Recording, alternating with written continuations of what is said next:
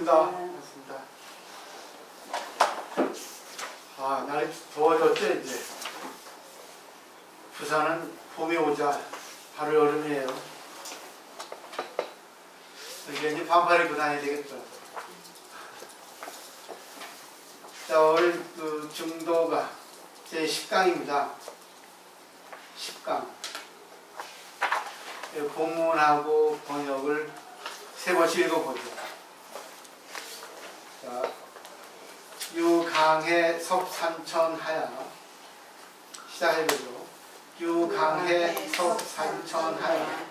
강과 바다를 건너온 산천을 두루 다니면서 심사방독이 참선이런 스승을 잡고 돌을 물어 참선에 열중하다가 사종인득 조계로로 조계의 길에서 인가를 받으로부터 묘지 생사를 상관이로다. 생사가 나와 관계없다는 사실을 깨달아 알았도다. 행여없선 자였으니 걸어다녀도 참선이요 앉아 있어도 참선이니 어묵종종 채아니니라. 말하건 침묵하건 움직이건 고요하건 마음은 부동이라. 종무공도 상탄탄이요 비록 창과 가를 만난다 하더라도 항상 태어나며 가요 독약약 한이라. 가령 독약을 먹더라도 또한 동요 없이 편안하다. 다시요. 유강해 섭산천하야. 강과 바다를 건너온 산천을 두루 다니면서 심사반도의 참선이라니 스승을 잡고 돌로 참선에 열중하다가 자동인득 조계로로 조계의 길에서 인가를 받음으로부터 묘지 생사를 상관이로다. 생사가 나와 관계없다는 사실을 깨달아 알았도다. 행여없선 자였선 걸어다녀도 참선이요 앉아있어도 참선이요 어묵동정 채아니니라. 말하건 침묵하건 움직이건 고요하건 마음은 부동이라. 종무공도 상탄탄이요 비록 창과 칼을 만난다 하더라도 항상 태어나며 가요 독약 한하니라. 가령 독약을 먹더라도 또한 동요 없이 편안하도다. 이게 하는 것이 이게 그냥 하는 게 아니에요. 이게 하다 보면은 이게 한문 분리도 나고 또 한문에 대한 깊이도. 그렇기 때문에 한글로 배우는 것보다 한문 한 구절이 더 뜻이 깊을 수가 있거든요. 그래서 불교를 정말 제대로 공부하려면 한문 경전, 한문 어록 정도는 조금 읽고 조금 해석할 수 있어야 됩니다. 그래야만이 전문가가 될 수 있거든요. 우리는 참 조건이 좋죠. 그리고 가면 갈수록 이제 공부가 깊어지니까 그 깊어지면서 좀 일상생활에 좀 의미를 해보시면 좋겠어요. 자, 오늘 이제 보죠. 유강해 섭산천. 강과 바다에 그 논일면서 산천, 산과 개울에 섭한다, 관계한다. 이런 거죠. 그러니까 결국 뭡니까? 산천, 바다, 추목. 들어도 다 돌아다닌다는 뜻이죠. 우리들은 강과 바다를 건너온 산천을 두루 다니면서 이렇게 번역하셨어요.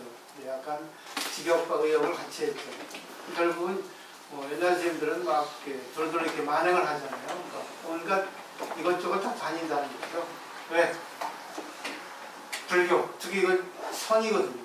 중국어는 선의 입장. 결국 선이라는 것은 마음의 이름인데, 그리고 마음이라는 것은 활발하게 살아있는 작용입니다. 결국은 우리의 마음을 어떻게 써야 되는가. 그리고 우리가 일반적으로 선이라고 하면은 가만히 앉아서 마음을 요지부동 하는 것이 선이라 하는데 그렇지 않습니다. 움직여야 됩니다. 살아서 작용해야지만 선이라는 거죠. 네, 마음이 살아있으니까. 자, 이제 의수의 설명을 보죠. 영가생뿐 아니라 요즘 우리 불자들도 승송을 만원하고 어디 좋은 법회가 있다는 소문을 들으면 바쁜 와중에서 짬을 내서 참여하고 좋은 기도처가 있다고 하면 천리를 몰자 하고 찾아가고 사찰순례, 성지순례도 많이들 다니십니다. 물론 좋은 일입니다. 짐승들이 불에 웅크리고 있듯 자기의 소견과 경험만 고수하면 경험이 넓어질 수 없고 자기 발전도 없습니다. 다양한 사람을 만나보고 다양한 경험들을 해봐야 새로운 세계가 열리는 것이죠. 요즘 옛날보다 교통이 편리해 여러 곳을 다니기가 옛날 사람들보다 훨씬 쉽습니다. 하지만 그렇게 산천을 둘러 다니며 여러 인물을 참여할 때도 목적을 망실하지 않도록 항상 주의해야 합니다. 산천이라는 자체가 목적이 아니기 때문입니다. 스님들의 입장에서 얘기하는 거예요. 우리들의 입장은 어떻게 되겠어요? 우리들의 입장에서 가야 되겠죠. 그럼 만나는 사람 모두가 나에게 공부를 시켜준다. 남을 바꾸는 게 아니라 상대를 통해서 자기 견해를 조금 조절한다. 그렇게 생각할 수 있겠죠. 두 번째, 심사방도의 참선이라니 스승을 찾고 도리를 물어서 참선에 열중하다가 그러니까 결국 부도심이에요. 열심히 한다는 거겠죠. 미승 설명을 보죠. 영가스님이 온 산천을 유람한 목적은 스승을 찾고 도리를 물어 참선하기 위해서였다는 것입니다. 당송시대 중국 스님들의 생활상을 살펴보면 대체적으로 처음 출가해 약 5년에서 10년 동안은 율문이라는 것은 계율입니다. 스님들이 어떻게 규칙을 지키고 어떻게 생활 방식을 한다는 그런 거 익혔습니다. 그러나서 경학을 공부했고 경학은 부처님의 가르침 그 다음부터 각자 취향 따라 율학을 전문하거나 참선을 전문하거나 화막을 전문하거나 천태학을 전문하거나 연불을 전문했다고 합니다. 결국은 10년은 공부해야 됩니다. 10년, 15년 사교 입선에서 가르침을 배우는데 10년 그 다음에 선 그리고 선이라는 것은 참선이 아닙니다. 실천이죠. 공부한 것에 대한 실습 이렇게 보시면 되겠어요. 이론을 일상생활에 하려고 하는 거죠. 그래서 이사가 무예가 되는 겁니다. 그렇게 각자 매진하는 바를 잘리하면서 거주하는 사찰도 율종 사찰, 선종 사찰, 천태종 사찰, 화엄종 사찰 등으로 나뉘고 스님들의 복식도 각 종파에 따라 달라졌다 합니다. 복식도는 옷이죠. 그래서 사서, 역사서를 읽다 보면 갱이라는 표현이 납니다. 갱이라는 건 한문인데 옷을 바꿔 입다. 종파를 바꿨다는 의미입니다. 그래서 개종한다 그러죠. 스님들도 개종하는 스님들이 많아요. 스승을 찾고 불도를 묻고 참선하기 위한 목적으로 행각하는 것은 권할 만한 일입니다. 이런 목적으로 다니는 행각은 인도에서도 중국에서도 한국에서도 있었던 일이고 반드시 필요한 일이기도 합니다. 영가스님 역시도 육조제사를 만나기 전까지 수많은 스승을 찾아다니며 여러 학문을 섭렵했다는 것입니다. 강원에서 흥이 쓸 말 중에 통방하기, 남행강사라는 말이 있습니다. 통방하기란 여러 지방의 강원을 두루 편력하며 경학을 공부했다는 겁니다. 훌륭하신 스님도 많이 친견하고 동문도 넓고 학인으로 보낸 세월도 오래다 보니 강원에서 학인 중에 통방학인이 제일 가장 무섭다는 말을 흔히 합니다. 통방학인은 막 돌아다니면서 공부하는 거예요. 한 곳에 머물러 안주하지 않고 자기가 의심이 나고 자기가 또 배우겠다는 부조심이 있으면 돌아다닌다는 거죠. 여기저기 큰 스님들 계신 걸 찾아가지고 저 통방 그러니까 통은 뭐예요? 통틀어서 사방 팔방 다 돌아다니는 거예요. 그리고 남행 강사는 남쪽으로 간다는 강사인데 스님을 스승으로 정하고 한 스님을 평생을 공부해 그 스님의 법을 이어받는 것이 아니라 선제 동자가 남쪽으로 순례하며 50전 선직을 천방했듯이 여러 스승을 찾아다니며 공부를 해서 의리를 통달한 강사를 말합니다. 새나 짐승이 둥지를 칠 듯 사람도 나를 이해하고 깨달아 편한 생기는 보통 자신의 소견에 눌러 앉기가 쉽습니다. 그런 편안함을 깨고 새로운 세계로 나선다는 것은 보통 용기가 아니다.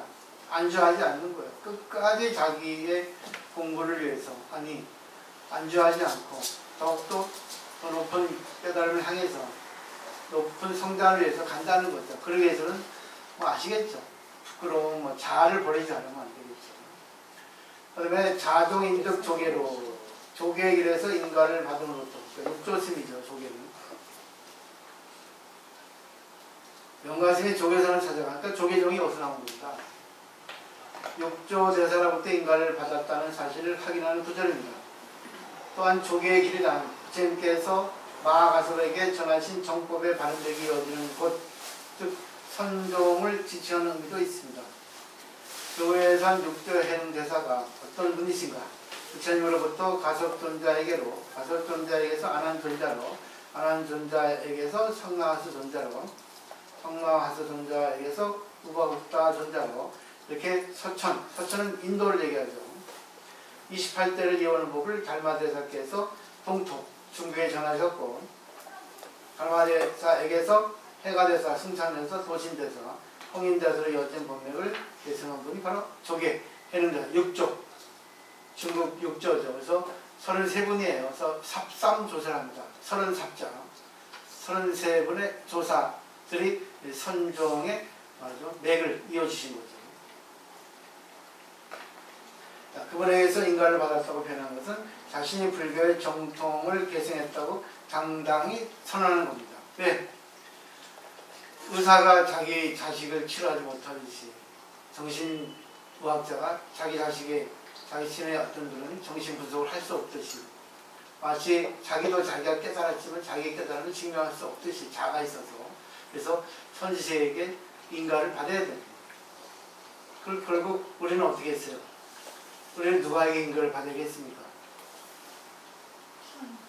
신도입니다. 저도 여러분한테 인가를 받는 거예요.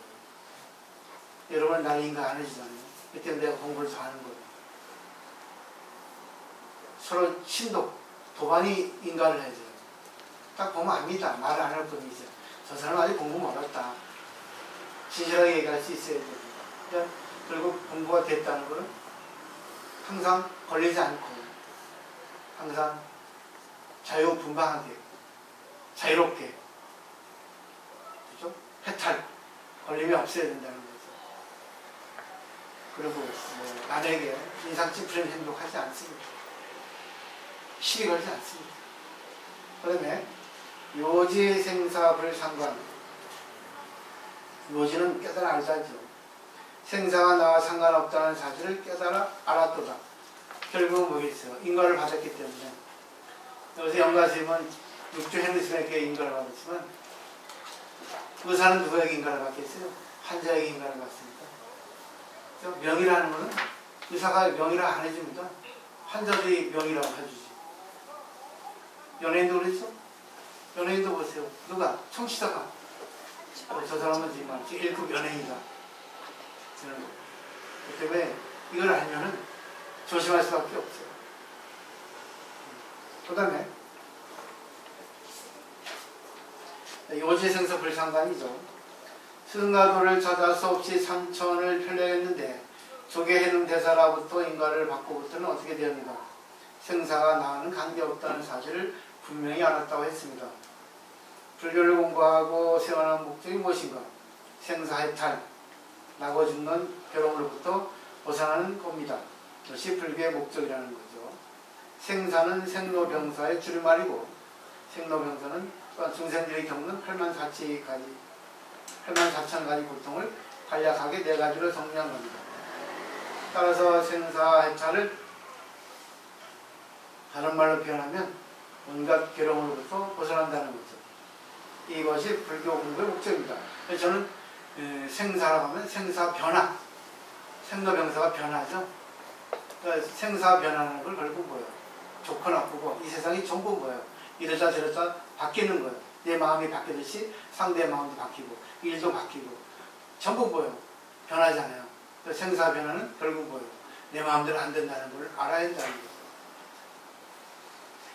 부처님이 출가하신 동기는 상은유관, 이거 아시죠? 동남서북 성을 나가서 이제 많은 그 일을 통해 가지고 출가하신 거죠. 생로병사. 그 경험을 통해 생로병사의 괴로움을 목격하고 괴로움으로부터 벗어날 길을 찾기 위해 출가를 감행하셨던 것입니다. 이후 모든 부처님 제자들이 출가하여 부처님 말씀을 따르는 목적도 부처님과 동일합니다. 영가스님 역시 마찬가지입니다. 이 대목에서 영가스님께서 살건 죽건 관계없다라고 말씀하신 것은 온갖 괴로움과 관계없다는 것이고 온갖 괴로움으로부터 벗어났다는 뜻이고 불교를 공부한 목적, 즉 출가의 목적을 완수했다는 뜻입니다. 또한 스스로 해탈했다는 사실을 분명히 알았다는 겁니다. 예, 영가스님은 스님 출가심이기 때문에 이렇게 말씀하시고 무의심도 말씀하셨지만 여러분들은 사회생활하는 출가인이 아니기 때문에 비출가인이기 때문에 어떻게 하셔야겠어요? 걸리지만 않으면 됩니다. 근데 계속 걸리죠. 한 번만 걸리면 돼요. 두 번째 걸리지 마세요. 그래서 부처님 그랬잖아요. 아무에게 제2의 화살을 맞지 마라. 두 번째 화살을 맞지 마라. 첫 번째 화살을 맞아도 받으면 되거든요. 두 번째 화살을 맞으려고 또 뭐예요? 까불랑대잖아요. 또 두 번째 화살 쏩니다. 상대가. 변명하지 말고 그냥 인정하고 알았습니다. 네, 감사합니다. 가르쳐줘서 이렇게 하면은 상대방이 제2의 화살 안 쏩니다. 근데 인정하지 않고 고집 부리고 변명하니까 또 쏘죠. 그때는 뭐야? 네가 아직 안 죽었구나. 더 센 독을 묻혀가지고 쏩니다. 세게 죽여버리려고. 그러니까 계속 가면 갈수록 이제 상대의 어떤 내용이 거칠어지고 깊어지고 그러다 보니까 논쟁이 돼버리죠. 계속 말이 많아지는 거예요. 왜? 말이 많아지면 그 사람이 공부 안 됐다는 증거. 말이 많다는 건 결국 뭐예요? 자기를 인정하지 않다는 거예요. 말이 많다는 건 결국 뭐예요? 거짓이라는 얘기예요. 다 드러난 거예요, 이게. 근데 안 되잖아. 왜? 자아 때문에. 아무리 공부해도 그건 머리로 공부한 거예요. 얄팍하게. 세상의 잣대로. 힘의 분별을 가지고. 근데 이 마음을 해야 돼요. 마음으로. 그러기 위해서 공부를 하는 거예요. 그 다음에 행역선, 자역선이니 걸어다녀도 참선이요 앉아있어도 참선이니 불교에서 일상의 비위를 크게 행주자완 네 가지로 나뉩니다. 이것을 사위이라고 합니다.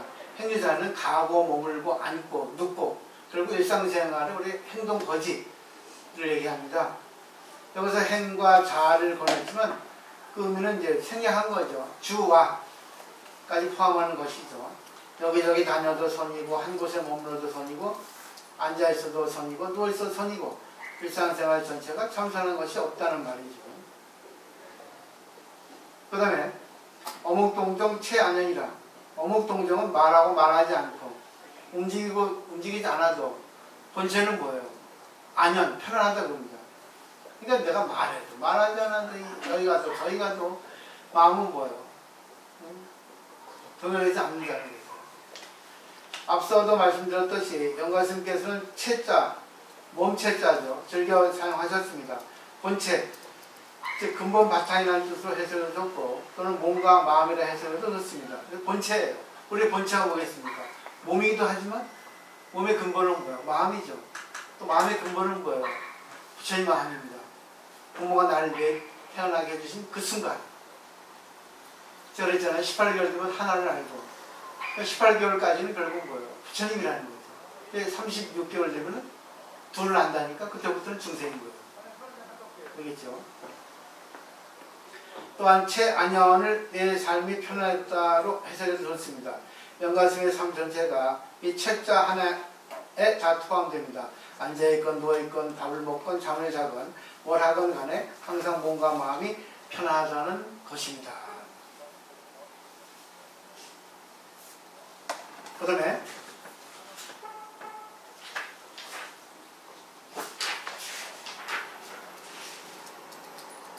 종우봉도 상탄탐 비록 창과 칼을 만난다 하더라도 항상 태어나며 인생살이라는 게 얼마나 기구하고 험난합니까? 수업이 난관에 뭉쳐가는 것이 삶입니다.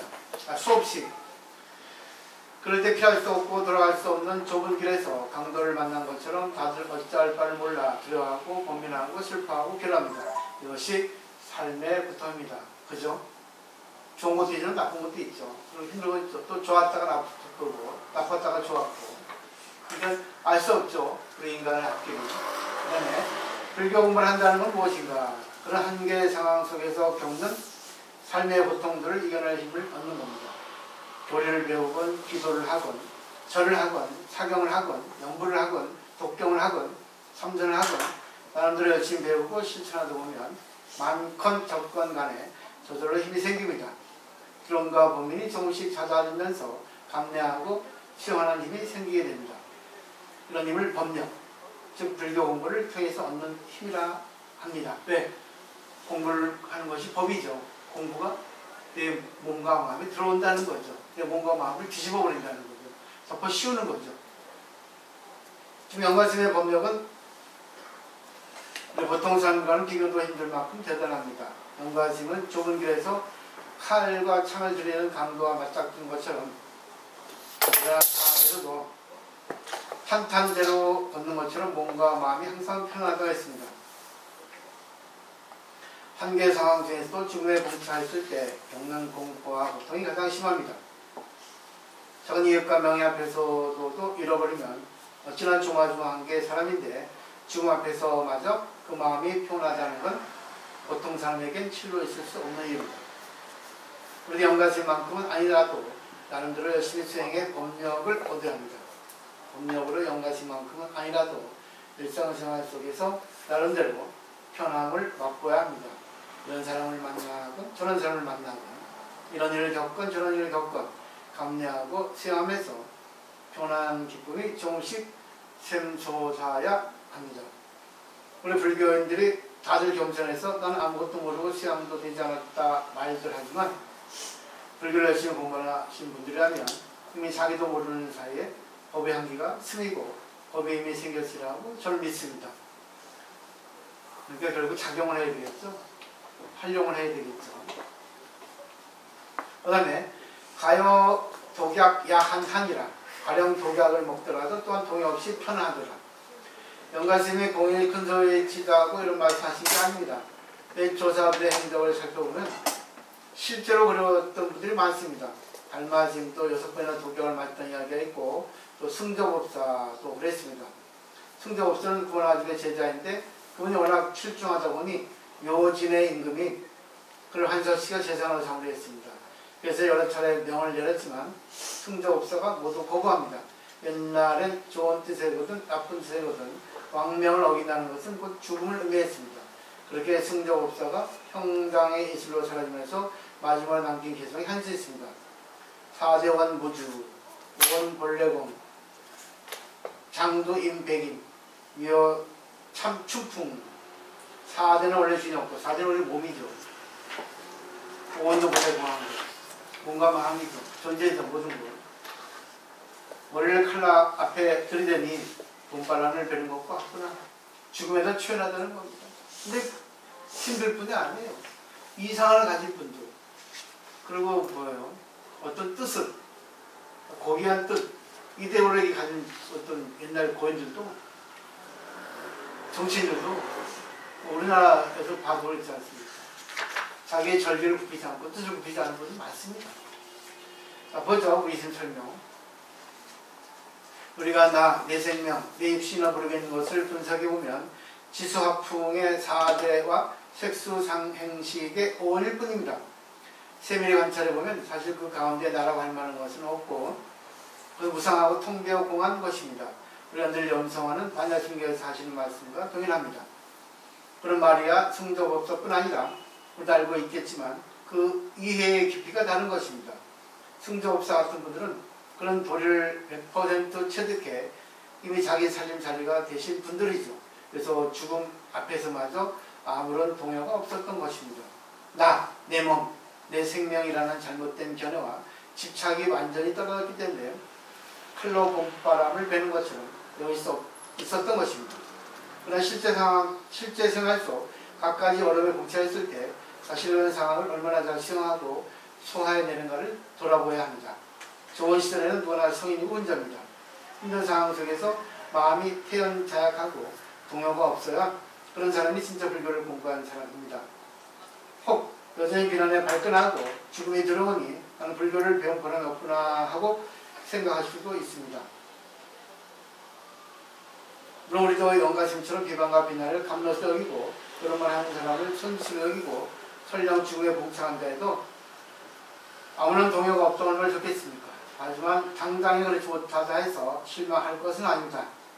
사실 영가심처럼 된다는 것은 매우 힘든 일이기 때문입니다. 너무 높은 목표와 현재의 자신을 비교하다 보면 물러서는 마음이 생깁니다. 그보다는 어제의 자신과 비교해보는 것이 훨씬 바람직한 것입니다. 선의 가르침을 자주 접하고 사유하고 실천하려고 노력하다 보면 저절로 가르침이 젖어들어 자신의 살림살이가 되게 되어 있습니다. 노력하기 전인 어제의 자신과 노력하고 난 후 오늘의 자신을 비교해보면 아주 미세하다 할지라도 분명 나아진 부분이 있습니다. 그런 면에 주목하면 불교 공부를 한 효과와 보람을 스스로 발견하게 되고 열심히 정진하는 마음도 새롭게 솟아날 것입니다. 또 어제보다 한치도 나아진 바가 없다 하더라도 물러서서는 안 됩니다. 우리가 할 수 있는 최선은 꾸준히 노력하는 일밖에 없기 때문입니다. 이게 부미스님의 설명, 영화스님의 가르침 했어요. 대충 이제 이해는 되시겠죠? 이제 간단히 제가 이제 원문만 보고 정리를 해드릴게요. 식강입니다. 유강의 섭산천하야. 의심의 번역은 강과 바다를 건너온 산천을 돌아다니면서 결국은 구도심이에요. 우리는 출가인이 아니죠. 또 정해져 살고 있죠. 근데 스님들은 거처가 분명하지 않거든요. 때문에 이런 말씀 하셨는데 그럼 우리들의 입장에서는 어떻게 받아야 될까? 아침에 일어나서 저녁에 주무실 때까지 어느 누구를 만나고 어느 일을 만나더라도 그걸 다 배움의 경계라고 받아들이셔야 한다는 거죠. 제가 그랬잖아요. 나를 수행시키지 말고 상대가 나를 수행시켜주는 것으로 생각하라고. 결국은 공부 안 된 사람은 상대를 수행시킵니다. 그래가지고 시비 분별을 하죠. 그리고 불평을 합니다. 그래가지고 공부하는 의미가 없죠. 근데 그렇게 했다 하더라도 그 순간 자기가 뒤돌아보고 그래 내가 너무 잘못했네. 내 입장을 생각했네. 제가 그랬죠. 상대 입장은 어쩔 줄 모르니까 상대 입장을 생각해야지. 그 입장을 고수하면 안 되는 거예요. 그 입장을 고수하기 위해서 더 나아가서는 거짓말하고 이간질하고 이게 되는 겁니다. 세상 사람은 다 그래요. 심지어 그렇습니다. 그 때문에 인간의 속성은 어쩔 수 없어요. 그래서 이런 내용들은 결국은 뭐겠어요? 만나는 년이 부처님이에요. 만나는 년이 남편, 자식, 어떤 일, 시장 가서 시장을 보더라도 그 주인하고 관계할 때도 부처님하고 관계한다. 그 사람이 나에게 어떻게 하든 관계없이 다 받아들이고 철저히 자기를 죽이는 거예요. 바로 이겁니다. 결국 여기서는 이 내용 그대로 보면 내가 죽어야 되는 거죠. 그죠? 여기서는 시비 분별이 없습니다. 무조건 받아들이는 거예요. 이게 첫 번째입니다. 근데 공부가 이거지면 그것엔 작용이 나거죠. 그 다음에 심사방도의 참선이라니 스승을 찾고 돌을 묻고 그것으로 참선을 하더니 결국 참선이라는 것은 우리가 스승을 찾아야 되고 또 돌을 물어봐야 되겠죠. 근데 우리는 남을 가르치잖아요. 그럼 공부 안 하는 사람이에요. 스승을 찾는다는 것은 상대가 스승입니다. 스승이 정해진 게 없어요. 제가 아까 했죠. 네? 선지식이 누구고 누가 인가해 주겠어요. 저를 인가해 주는 분은 보살님들이에요. 그럼 보살님들은 누가 인가해 주겠어요? 도반이 인가해 주겠죠. 의사가 의사를 알아줍니까? 환자가 의사를 알아주지. 음식점도 보세요. 손님이 음식점을 평가해 주죠. 그죠? 이런 논리로 볼 때 결국은 보세요. 모든 사람들이 선지식 아니고 도 아닌 것이 없다는 거예요. 왜? 서로 가는 길이 다르기 때문에 서로의 생각이 다르기 때문에 상대를 바꾸려 하지 말고 상대를 통해서 상대 얘기를 듣고 상대의 생각을 자기가 받아들이면 또 하나 도가 이루어지고 그게 선이 되는 겁니다. 네. 내 마음도 알고 상대의 마음도 알고 아 여러 가지 마음이 있구나. 세 번째 자종 인득 조계를로 조계의 기결에서 인가를 받음으로부터 그랬죠. 물론 영가스님은 육조 행신에게 인가를 받았어요. 근데 호사님들은 누구에게 인가를 받겠어요? 책의 인가를 받아야 됩니다. 책의 내용을, 경전의 내용을 가지고. 그래서 매가지 공부를 해야 돼요. 그래서 항상 근거를 댈 때는 경전의 내용을 들고 또 공부를 많이 하신 스님들, 또 도반들. 그죠? 느낌이 오시죠? 그렇기 때문에 인가를 누구에게 받아요? 여러분들은 도반에게 받아야 됩니다. 도반이 인정해 줘야 돼요. 주술술이 안 해줄 수 있어요. 그러면 아 내가 뭐라고나 하면 됩니다. 따질 필요 없어요. 왜? 모든 것은 하나이기 때문에. 그 다음에 그때부터 요지생사 불상관이 됐잖아요. 생사가 나하고는 관계없다는 걸 분명히 알았다는 거죠. 오케이? 됐죠? 생사가 나하고는 상관없다는 거는 걸림이 없다는 거예요. 어느 변화에도 나는 휘둘리지 않았다는 거죠. 근데 저는 쉽게 말씀드리고 싶은 게 한 번은 걸리세요 그랬어요. 한 번, 왜 저런 말 하지? 왜 그러지? 그때 그 순간 뭐예요? 받아들이면 돼요. 아, 부처님께서 나를 시청시켜주는구나. 그러니까 제2의 화선을 맞지 말라 했죠. 그 부처님 말씀인데, 부처님이나 나나 전철을, 지하철을 타고 갈 때 발을 밟혔습니다. 부처님도 아프고 나도 아픕니다. 근데 부처님은 아 하고 끝냅니다. 중생은 뭐예요? 내 발을 밟았을 때 아프게 얘기합니다. 그러니까 상대방이 그 말을 듣고 뭡니까? 내가 밟고 싶어 밟았어요? 혼자 가니까 그렇게 했죠. 당신이 그 앞에 발이 없었으면 내가 밟았겠어요? 밟았겠어요? 당신이 그 앞에 그 밑에 발을 댔습니까? 그 싸움 되는 거 뭐라고 해요? 아줌마? 제 화살을 맞지 않는 거는 한 번 기분 나빠 끝나라는 겁니다. 오시겠죠? 느낌이 오시죠? 행역선, 자역선. 걸어다녀도 참선이야. 앉아있어 참선이네. 행주사활을 줄인 거죠. 그럼 결국은 뭐예요? 일상생활에 일어나가지고 화장실 가는 거, 밥하는 거, 모든 것이 진리 아닌 것이 없습니다. 근데 잘 보세요. 세상에는 정해놓은 규범이 있습니다. 그 규범이라고 자고 법칙이 있어요. 상식이 있고 교양이 있고 있습니다. 근데 일반적으로 화장실 갔다 오면은 손을 닦아야 됩니다. 그죠? 일본에는 그 화장실 대아라이라 해서 손을 닦는다 이렇게 써놨어요. 우리나라 화장실, 화장, 결국 뭐 있어요? 이쁘게 꾸미라는 뜻인가? 근데 보세요. 화장실 갔다 와서 꼭 손을 씻어야 됩니까? 씻을 필요 없을 때는 안 씻어도 돼요. 아니 용변을 보고 휴지를 둘둘둘 말아가지고 이따 뚜껑을 해가지고 지천을 했습니다. 그러면 그 용변이 안 묻었잖아요. 그러면 씻을 필요 없지 않아요?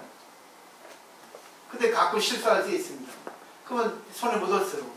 그때 손 씻으면 돼요. 그 생각은 쉽죠. 근데 꼭 화장실 갔다 와서 손 씻어라 하는 것이 정해졌단 말이에요. 자기가 손 씻고 싶으면 씻고 안 씻고 싶으면 안 씻는 것이 바로 뭐겠어요? 자유겠죠. 자유라는 건 자기로 말면 자기가 하고 싶은 대로 하는 거예요. 근데 남에게 폐를 끼치면 안 되겠죠. 자기가 하는데. 그러면 남들이 자기가 그렇게 하니까 남들이 손 씻으면 뭡니까? 저 사람도 용변이 손에 묻었구나. 이 생각할 수 있지 않겠어요? 결국 자기 생각이라는 거예요. 어느 게 맞는지 틀린지 몰라요. 세상에는 어떤 그 질서가 있고 법규가 있지만 그를 다 지키라고는 하지 않습니다. 헌법이라는 것도요. 사상의 자유, 신앙의 자유, 언론의 자유, 생활의 자유 다 있죠. 자유를 가지고 부르짖었어요. 근데 그거는 속박 속의 자유거든요. 그냥 자유 속의 자유, 방임 속의 자유가 아니라 이 세상에 정해놓은 곳에서 자기가 하고 싶으면 하고 말고 싶으면 말고, 그 대신 뭐예요? 남에게 되도록이면 인상 찌푸리지 않게 하라. 그 범위에서 자기가 편안하게 자유롭게 마음에 걸림이 없이 하면 되는 거예요. 말을 크게 할 땐 크게 해도 돼요. 말을 조곤조곤 할 땐 말을 조곤조곤 해도 돼요. 근데 그 구성원이 거기서 무슨 문제를 내면 조심해야 됩니다. 밥을 먹을 때 여성들은 쩝쩝쩝쩝 소리 안 내고 먹어요. 그 예의입니다. 내도 돼요. 네. 빨리 많이 먹고 싶으니까. 또 그 습관돼 있으니까. 뭐 그건 자유예요. 근데 중요한 거는 세상에는 아까 말했던 그 법규, 규칙, 예의범절 있거든요. 공중도덕 같은 게 있잖아요. 교양이라는 게 있잖아요. 근데 거기서 자기가 자유롭게 하면 된다는 거죠.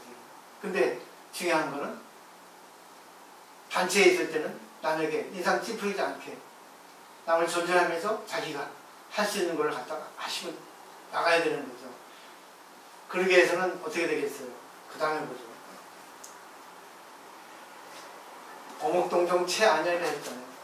어묵 말할 때, 말하지 않을 때, 움직일 때, 움직이지 않을 때 내 마음이 편안하다는 겁니다.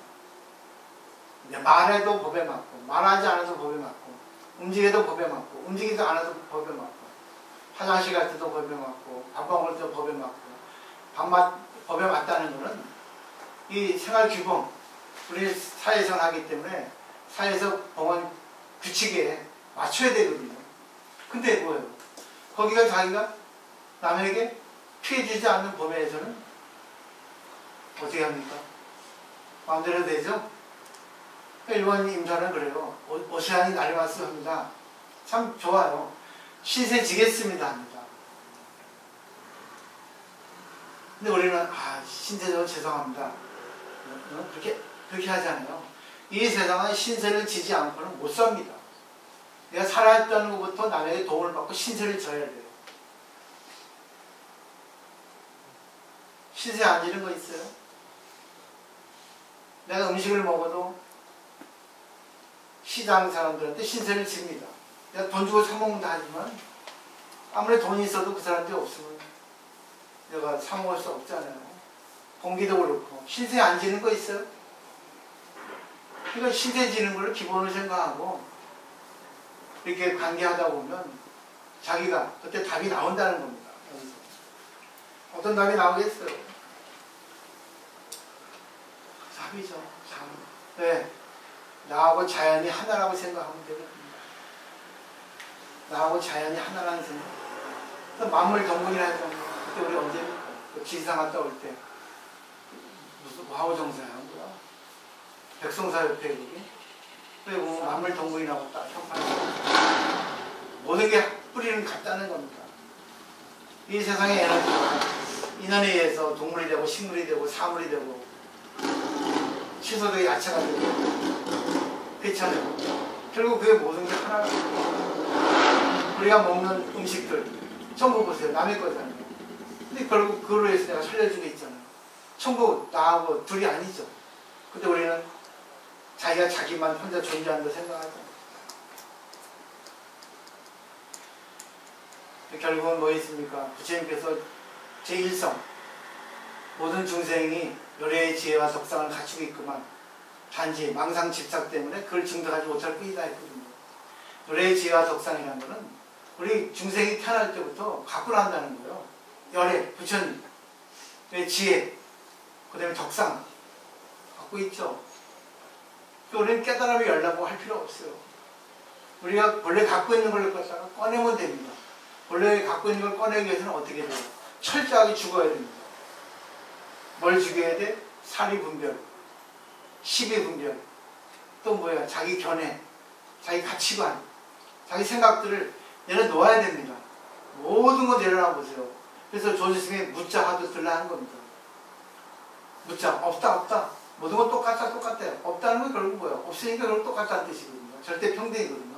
절대 평등이라고 하는 생각을 철저하게 이렇게 자기가 정말 자기를 죽이고 바보처럼 되면은 그 죽은 그 상태에서 나옵니다. 지혜가. 근데 안 나오는 건 뭐예요? 지혜가 아니에요. 덜 죽이면 지혜가 안 나옵니다. 자기의 어떤 지식, 분별이 나옵니다. 그 얘기 들어보면 알거든요. 철저히 자기를 죽여야 되는 거예요. 철저하게 죽여버려요. 철저하게. 못 죽이잖아요. 죽어야 산다고 돼 있거든요. 어떻게 죽입니까? 공에 떨어질 무섭습니까? 공에 떨어질까 무서워하지 말고 죽어보세요. 부처님 되려고 생각하지 말고 부처님 돼서 말 잘하려고 생각하지 말고 오직 뭐예요? 나하고 만물이 같은 경지에 한번 들어가 보세요. 가만히 내려놔 보세요. 아무런 의식이 없는 상태까지 가보시라는 겁니다. 철저히 바보가 되라. 보세요. 하늘에 떠있는 달이 물에 비출 때 달이 보이는 것은 물에 파장이 없어서 보입니다. 근데 조금이라도 파장이 있으면, 물결이 있으면 물은 안 보여요. 흐트러져 보입니다. 제대로 안 보여요. 결국 우리의 마음의 파장, 지식, 견해, 자기 생각, 아상, 자기 욕망 같은 거. 결국 보세요. 부처님께서 깨달은 게 아니라 욕망을 다 버려놓은 거예요. 그래가지고 깨달은 그 내용을 표현한 게 수하 항마산이거든요. 보리수나무 아래에 마음을 항복받은 거예요. 욕망을 내려놓으라고요. 그래서 계속 말씀드리는 거예요. 이런 일이 있었어요. 그러면 한번 원인을 보시죠. 결국 다 자기가 자기 원하는 대로 안 해주니까 불평불만 하잖아. 근데 그건 자기 생각이지. 상대가 그렇게 해주는 법이 있습니까? 없죠? 내 자신도 내 자신을 컨트롤 못하는데 상대를 어떻게 컨트롤하겠습니까?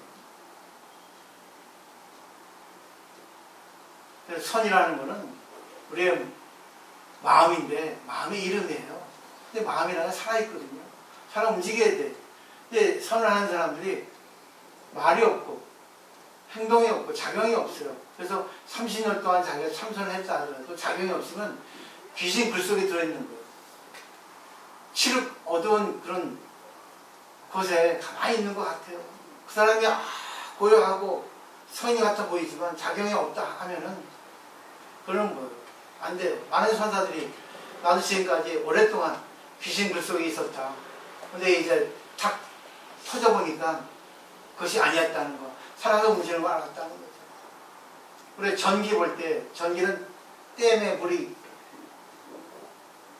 저장되어 있다가 떨어져가지고 그 힘으로 전기가 발생하잖아요. 그 전기가 발생하면 보세요. 전기 에너지가 발휘돼가지고 빛이 되기도 하고 열로 되기도 하고 그러잖아요. 결국 우리 마음속에서 공부를 할 때 선이라고 하지만 그 선이라는 마음이거든요. 그리고 열심히 자기가 내공을 쌓다 보면 어느새 터져버려요. 그러면 그 터지는 게 자연스럽게 나온다는 거죠. 이 사람한테는 이 에너지를 줘야 되겠다. 이 사람은 저 에너지를 줘야 되겠다. 이게 저절로 나온다는 거죠. 생각하지 않아도. 깨달아서 말 잘 하지 못할까 걱정하지 말라는 거죠. 결국 욕망만 버리면 그냥 말 나오는 거예요.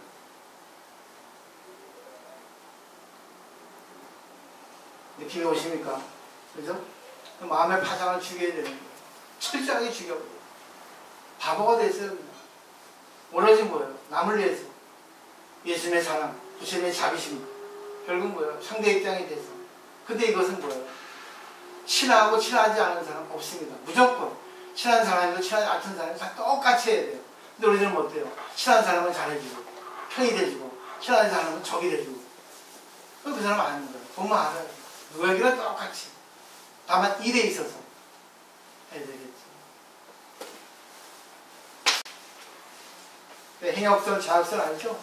그러니까 등산을 해도 선이요, 술 먹어도 선이요, 운전해도 선이요, 병원에 가도 선이요, 밥을 해도 선이요, 도반들하고 기도할 때도 선이요. 다 선이라는 거예요. 마음을 내려놓으라는 거예요. 바깥의 경계에 끄달리지 말라는 얘기입니다. 기본은. 제가 제일 슬픈 게 공부를 많이 해도 불평만이 있는 거예요. 불평만 해도 자기가 공부 안 됐다고 해서 하는 건 괜찮아. 자기는 옳고, 상대는 그러다고 불평만 하면은 그 사람은 저 진짜 공부 안 된 사람이에요. 스님 내가 이렇게 해서 내가 내 자신의 불평입니다. 불만입니다. 응? 이렇게 해서 자기에 대한 불평만 하는 건 괜찮아요. 저 사람이 저렇게 하는데 나 참 못 받아서 그렇습니다 하고 자기를 되돌아보는 불평은 괜찮아. 근데 계속 남을 갖다가 이렇게 비난하고 남을 바꾸려 하고 자기는 옳고 하는 불평불만은 부처님이 울고 있어요. 그럴 때는 굳이 안 됩니까? 자기를 모르거든. 자기를. 그래서 제가 그러잖아요. 일에 의해서 얘기하라. 사람을 보고 얘기해야 됩니다. 근데 그 사람은 반드시 사람을 보고 얘기합니다. 일이 아니라 저 사람이 나에게 미우니까, 저 사람이 나보다 잘났으니까, 저 사람 꼴보기 싫으니까. 그러니까 그 일을 놓고 얘기해요. 근데 그걸 분명히 얘기해도 뭐 답이 나오거든. 누가 옳은지 틀린지. 부처님은 그런 사람을 보고 울고 있죠. 옛날 사랑과 평화가 노래 있잖아요. 죽었지만 울고 싶어요. 그래서 한번 울고 싶은 거예요. 눈물 나는 거예요. 그러니까 경전에는 부처님이 아이고 불쌍한 중생들아, 네 자신을 버려라. 공부하는 욕망은 좋지만 결국 알고 보면 네 자신의 욕망을 버려야 되는데 이거밖에 없어요. 근데 좋아요. 자기 욕망을 내고 자기가 부자 되고 자기가 정말 남보다 앞서는 거 좋아요. 근데 조화를 이루어야 돼요. 조화를. 저는 늘 똑같아요. 근데 여러분들 보세요. 받아들이는 분에 따라서 다 달라요. 어떤 분은 자기 얘기한다 하고, 어떤 분은 감동이다 하고, 어떤 분은 했던 얘기 또 했다 하고. 전부 달라요. 계신 분들은.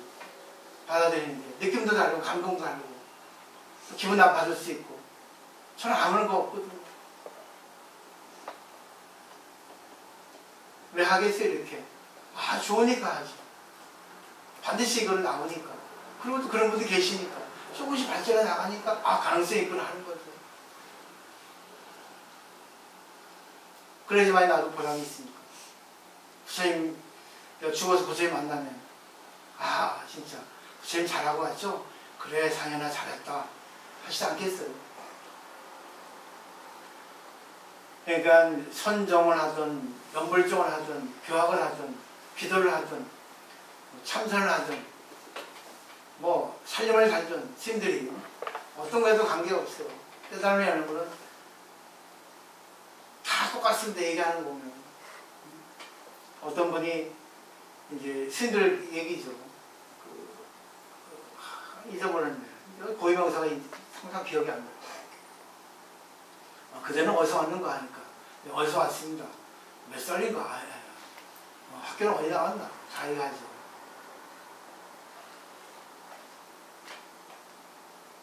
그러니까 이 쌤이 갑자기 몇 살인가 물어볼 때 걸작인 답을 했어요. 아미타불하고 동갑입니다. 그랬어요. 자기가 아미타불 동갑이라는 거죠. 아미타불 몇 살인가 그랬어요. 갑상입니다. 결국은 자연 부처라는 겁니다. 그죠? 영원한 아미타불은 무량수 무량광이거든요. 아미타일스 아미타파. 결국은 뭐예요? 무량한 수명을 다 살고 있고 무량한 광명을 내고 있습니다. 나는 아미타불처럼 동갑 갑장이거든요. 진짜 기가 막힌 거. 그걸 갖다가 말져주겠습니까? 근데 말져주 흉내내는 사람도 있어요. 근데 말져주 흉내내도 그 사람이 관계해볼 때 관계가 아니면 아이고 저 거짓말이구나. 남양을 흉내내는 앵무새구나. 이거거든요. 여러분의 나이는 아미타불 동갑입니다. 하셔야 돼요. 아미타불 몇 살인데? 저 갑장이에요. 뭐예요? 무술성이에요. 정신생이에요. 갑자생이에요. 이렇게. 결국 뭐예요? 아미타불은 나와 항상 같이 있는 거예요. 그래서 붓다라는 거는 눈뜬 자가의 뜻이거든요. 나는 아침에 일어날 때 부처님하고 같이 눈을 뜬다는 거지. 눈을 뜨니까. 그리고 잘 때는 부처님과 같이 눈을 감고 잔다는 거죠. 항상 부처님하고 눈을 뜨고 부처님 같이 생각하고 부처님하고 잠을 잔다. 자나깨나 부처님이에요. 그래서 그 작용할 때는 자나깨나 관세는 무료예요. 그 다음에 종호봉도 상탄탄이죠. 창각칼을 만난다 하더라도 항상 태어나면 옛날에는 얘기했지만 지금 세상은 뭐 창칼이 있습니까? 요즘 말 잘못해도 그냥 손 한번 잘못 잡아도 끌려가는데 폭행죄로. 이거는 마음의 창칼입니다. 상대를 찌르고 비난하고 비웃고 조소하고 말도 안 되는 소리로 그냥 누명 씌우고 어거지 부리고 이게 바로 칼창이에요. 언론의 칼창입니다. 말의 칼창. 그러니까 뭡니까?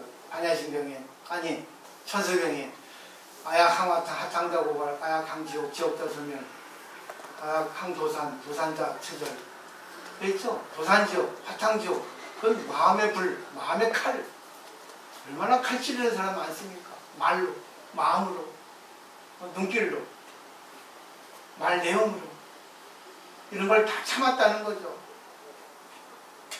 그 다음에 가요 독약 야 한산이라 독약은 없더라도 가양 또한 동영시 편하도자. 여기서 독약은 옛날 일이죠. 지금은 그런 게 없죠. 여기도 마찬가지로 똑같은 그런 상대의 어떤 말 내용 생각하시면 되겠죠. 독약 마신 분, 이거 아까 얘기했죠. 승도법사. 근데 나는 그것보다는 구만아주라는 삼장법사가 있어요. 근데 구만아주는 그 번역가죠. 삼장법사니까 경전을 번역하는데 그 황제가 이 구만아주를 벌사 먹이려고 스님들 불구하고 자기가 내 말 듣지 않으면 제가 그 번역하는데 스폰 안 해주겠다. 그러니까 구만아주는 원이 그거죠. 원. 자기 원력이 불경을 인도의 산스크리트어를 중국말을 번역하는 게 원 자기의 수원의 사업이거든요. 그걸 하기 위해서 왕이 매일같이 궁녀를 넣어줬어요. 애를 하라 그러죠. 그거 하라 그러죠. 그래서 구만아집은 어쩔 수 없이 그걸 했습니다. 구만아집이 그 자기 그 어떤 전기에 자기 자서전이라는 그런 책에 쓴 게 있습니다. 내 몸과 마음은 스님인데 불구하고 더러워졌다. 근데 내가 번역한 경전만은 청정하다. 마치 연꽃이 흙탕물에서 서식하지만 아름다운 연꽃을 피듯이. 그리고 우리가 마음을 또 화낼 수 있고 나쁜 일 할 수 있고 할 수 있어요. 몸도. 근데 내 마음만은 정말 남을 위해서 산다. 이 생각하시면 되지 않겠나. 또 저번에 제가 사마천 중국에 역사서 쓴 사람이 있죠. 아버지가 역사서를 썼는데 아들이 이어받아서 하는데 조금 직원, 임금에게 직원을 발음만 하다가 이제 미움을 받아가지고 사형에 처하게 됐어요. 그렇지만 이제 임금이 이제 봐주는 거죠. 죽을래? 아니면 궁형 당할래? 궁형은 말 그대로 내시가 되는 겁니다. 불알 까는 거예요. 잘라버리는 거죠. 근데 사마천은 기계가 뛰어나가지고 죽겠습니다. 내가 누군데 부끄러워서 하지 않겠습니다. 할 텐데도 불구하고 자기의 수건의 사업, 자기의 어떤 이상, 자기의 원력, 역사서를 내가 다 기록하고 남겨야 됐다는 그 하나의 어떤 생각 때문에 궁형을 받았습니다. 예시가 됐죠. 그리고 계속 역사서 작업을 한 거예요.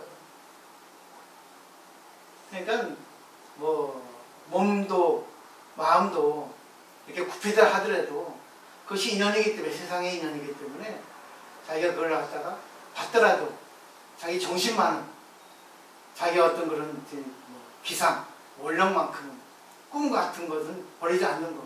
그래서 이런 내용 아닐까 하는 생각을 해봐요. 그 사람도 깨끗하게 할 수는 없어요. 이 사회에 살기 때문에 저도 마찬가지예요. 근데 중요한 거는 정말 남을 위해서 부처님 가르침을 전한다. 근데 혹 실수할 수 있습니다. 실수는 중요하지 않아요. 그리고 자기가 실수했구나 인정하는 거. 남에게 얘기 안 해도 됩니다. 아, 내가 실수했네. 아까는. 다음부터 이렇게 하지 말아야지.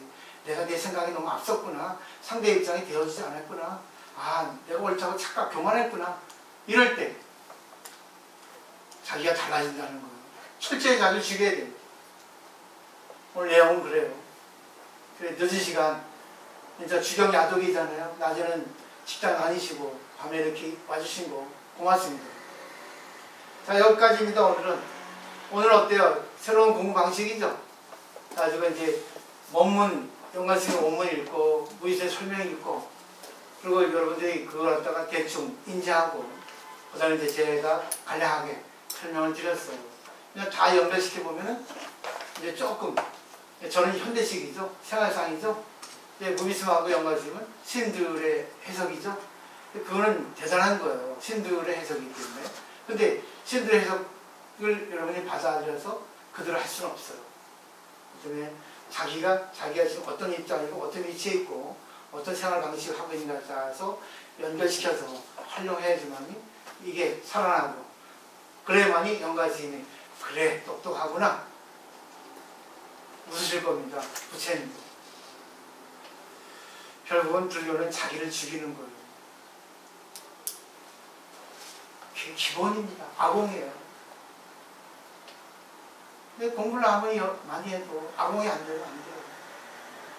그래서 그런 관계 속에서 바로 다 나옵니다. 그분이 얼마만큼 공부했는가를 보시면 되겠어요. 중요한 거는 어떤 일, 어떤 자기가 장소, 그걸 분명히 하셔야 된다는 거예요. 자기 집에서는 마음대로 돼요. 근데 자기가 병원을 갔다거나 절에 왔다거나 어떤 단체에 소속되어 있다거나 그때는 자기 마음대로 하면 안 되죠. 그죠? 그래서 항상 그 주연, 조연 관계를 잘 하셔야 돼요. 자기 해야 되는가, 아니면 해서는 안 되는가, 어떻게 어느 정도 해야 되는가 하는 걸 할 때는 자기를 죽여야만이 그게 뭐예요? 부처님의 지혜가 참 나온다는 거죠. 파장이 없어요. 파장이 그런 뭐예요? 나 욕심, 옳다 하는 그런 견해, 그걸 죽이시면 좋겠어요. 그래서 부처님께서는 건강경에 아상을 먼저 죽이라 하잖아요. 화엄경에도 아상을 먼저 죽이라 하거든요. 범구 아상상. 아상은 내가 하는 거예요.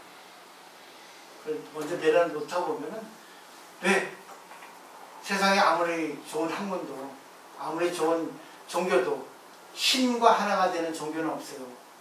기독교도 예수와 하나 될 수는 없습니다. 주정관계지. 근데 오직 신과 하나가 되는 게 불교밖에 없습니다. 부처가 되는 건 불교밖에 없어요. 신이에요, 불교는. 부처님. 인간 부처가 아니라 신적인 우주의 존재 자체를 얘기하는 겁니다. 내가 신이 되는 가르침이 불교예요. 자신있게 아십시오. 여기는 돈도 필요 없고 지식도 필요 없어요. 제가 여러분 다 문났어요. 돈도 없고 많이 배우지도 못하고 또 건강도 좋지 않고 또 뭐 결혼도 안 했고 경험도 없고 근데 여러분들이 와서 저한테 공부하잖아요. 그 선생님들 보고 다 그래요. 많이 공부한 선생님도 있겠지만 중요한 건 있지 않습니까? 뭐가 중요하겠어요? 인격입니다. 그 지혜. 그런 내려놓아야 되는 거예요. 네, 마치겠습니다.